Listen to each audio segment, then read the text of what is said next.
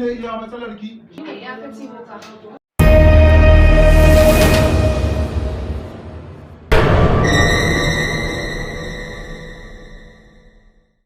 Ga wannan. Ki tabbatar kin sa a sabon kabari. Sabon kabari kuma baba? Wanda aka fi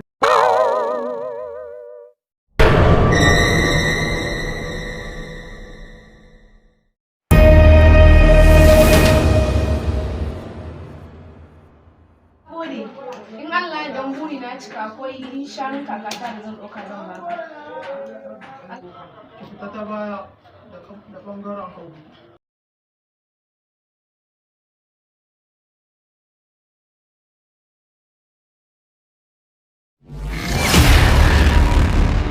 Shigo ta baya ba mana sallama.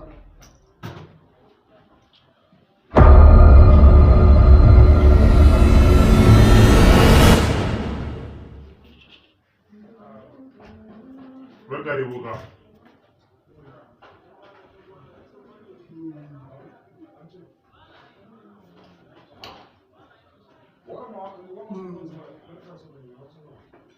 Dama abin da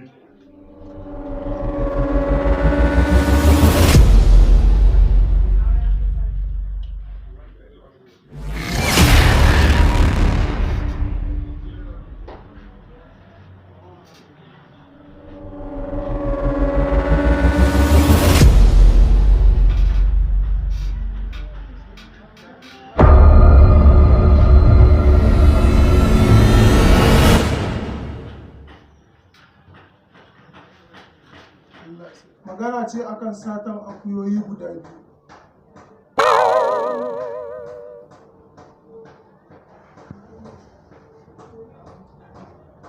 Sunan ka Sani?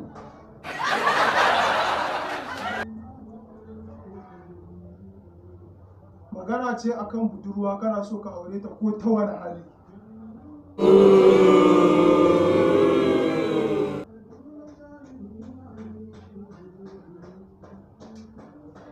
dama boka ni na zo a taimaka mu. Ina so in yi arziki ko ta hali.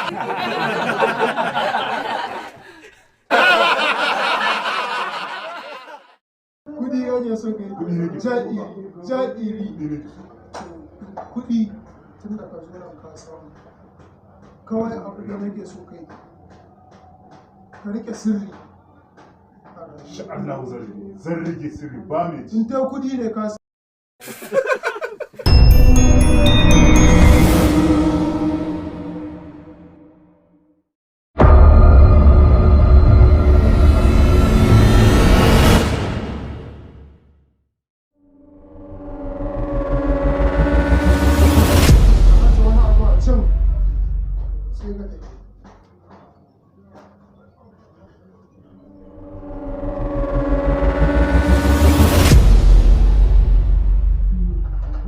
ana gaya mun dokokin.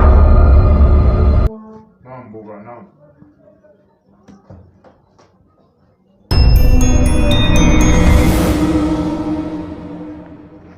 Ka rike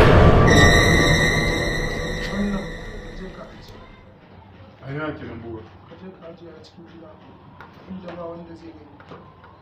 Boka ba zai taɓa rai ba.